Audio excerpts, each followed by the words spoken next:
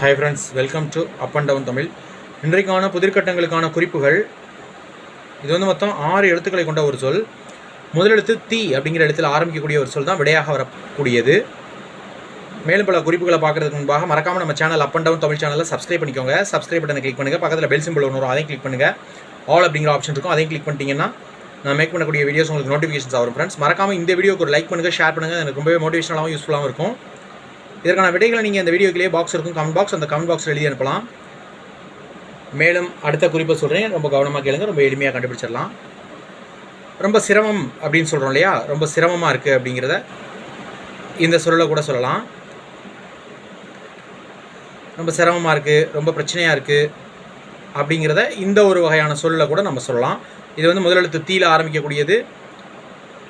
இரண்டாவது எழுத்தையும் வேணால் சொல்கிறேன், 3 சுழி இன்னனால் ஆரம்பிக்கக்கூடியது. முதல் எழுத்து தி, ரெண்டாவது எழுத்து 3 சுழி இன், இறுதி எழுத்தையும் சொல்கிறேன், இம்மில் முடியக்கூடியது.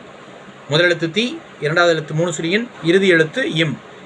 ரொம்ப எளிமையாக கண்டுபிடிச்சிடலாம். நன்றி, வணக்கம். தேங்க்ஸ் ஃபார் வாட்சிங்.